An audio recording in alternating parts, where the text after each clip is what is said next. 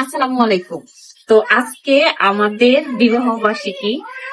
তো আপনাদের ভাইয়াকে আমি বলছি যে এই বিবাহ বার্ষিকীতে আমরা কিছুই করব না, তুমি অফিস থেকে চলে আসো। তো নেক্সট কোনো একদিন দেখা গেছে যে কিছু একটা সেলিব্রেট করে ফেলবো, ঠিক আছে? ওকে আজকে সারাদিন আমি অনেক কিছু বুঝাইছি, তো সে ঠিক আছে কিছুই করবো না।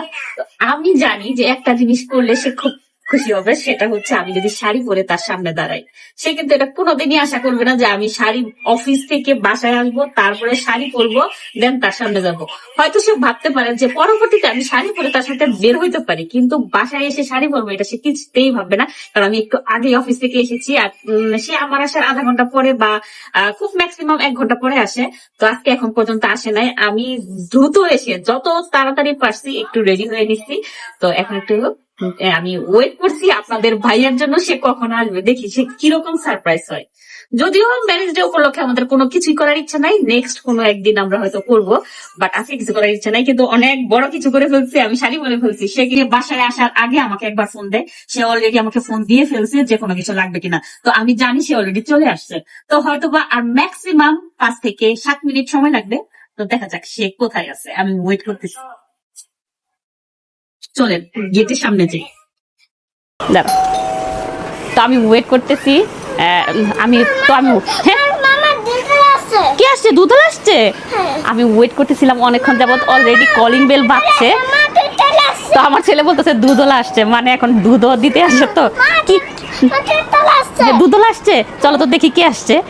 আই থিঙ্ক আপনাদের ভাইয়াই চলে আসছে, আমি 100% শিওর, কিন্তু আমার ছেলে অন্য কথা বলতেছে। ঠিক আছে, হ্যাঁ ঠিক আছে, চলো চলো চলো চলো চলো চলো। আচ্ছা খুলতেছি, আপনারা দেখতে পারবেন যে তার এক্সপ্রেশন কি, ঠিক আছে? ও, আমি শাড়ির সাথে কিন্তু ম্যাচিং চুড়ি পরতে পারি নাই, কারণ তাড়াহুড়ার মধ্যে চুড়ি খুঁজে পাইতেছিলাম না।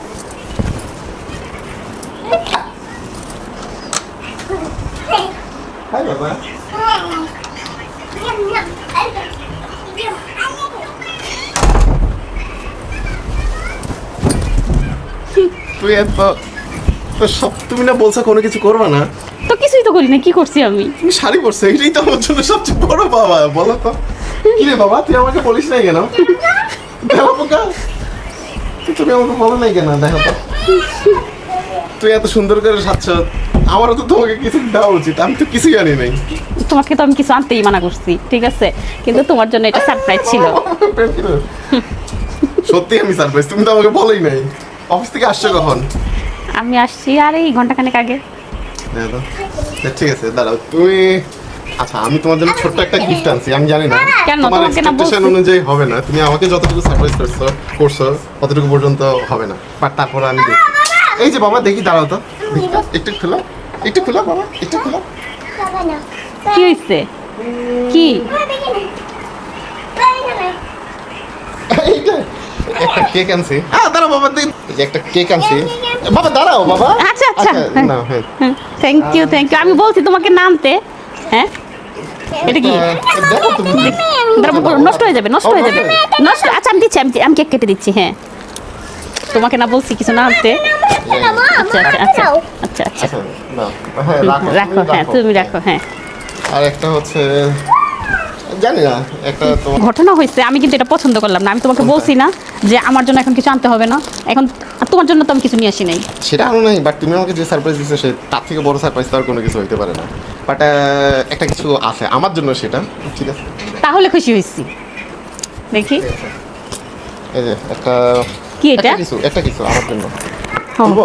দেখি। ও, পাঞ্জাবি। এইবার ঠিক আছে, দাও দাও, রাখো। আমার জন্য আমি নিলাম পাঞ্জাবি। Thank you thank you thank you. আরেকটা আছে জিনিস, এটা হচ্ছে, আচ্ছা দাঁড়াও দরজাটা লাগাই। ওয়াও, বেলি ফুল আমার সবচেয়ে পছন্দের জিনিস। ধরো এটা রাখো। আচ্ছা এইটাই হচ্ছে সবচেয়ে পছন্দের। তুমি আর কোনো কিছু আনো বা না আনো, এই জিনিসটা যে আনছো এটা সবচেয়ে পছন্দের জিনিস আমার। এই দেখেন, এদিকে আসো। আও, কি সুন্দর গ্রান। আমি জানি তোমার এটা পছন্দ। Thank you so much. Thank you বাবা। পছন্দ হয়েছে? হ্যাঁ পছন্দ হয়েছে, অনেক পছন্দ হয়েছে। আমি এটা খোপায় পরে আসতেছি, আসো।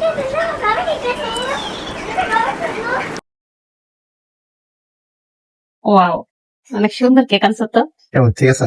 কেক টেক আনার কোনো দরকারই ছিল না, ঠিক আছে? শুধু শুধু আমি কিন্তু কিছুই মনে করতাম না, আমি নিজে তোমাকে না করছি যে এগুলা কিচ্ছু আনা লাগবে না।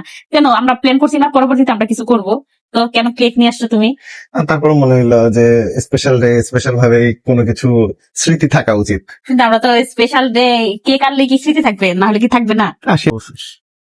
14 বছর নাকি 12 বছর, এক যুগ।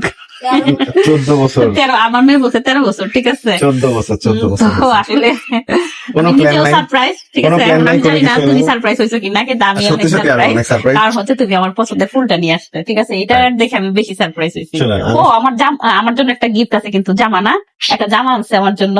আমরা আমাদের অ্যানিভার্সারির কেক কাটতে যাচ্ছি, তো সবাই আমাদের জন্য দোয়া করবেন, আমরা যেন সারা জীবন এভাবে হাসি খুশি ভাবে থাকতে পারি, পরিবারের সবাইকে নিয়ে সুস্থ থাকি। সুস্থ থাক। হ্যাঁ, আমাদের জন্য দোয়া করবেন, আপনাদের জন্য আমাদের দোয়া রইলো। তো সবাই ভালো থাকবেন, আমরা কেকটা কাটি দেখি। আচ্ছা, আমার আমার হচ্ছে বাচ্চাদের জন্য অবশ্যই দোয়া করবেন, আমার জন্য স্পেশালি, কারণ সেই ক্যামেরা অলরেডি সেই ধরে আছে। হ্যাঁ, আমাদের তো সুন্দর সুন্দর ভিডিও গুলো কিন্তু আমরা love বের you, করে মা। দেয়।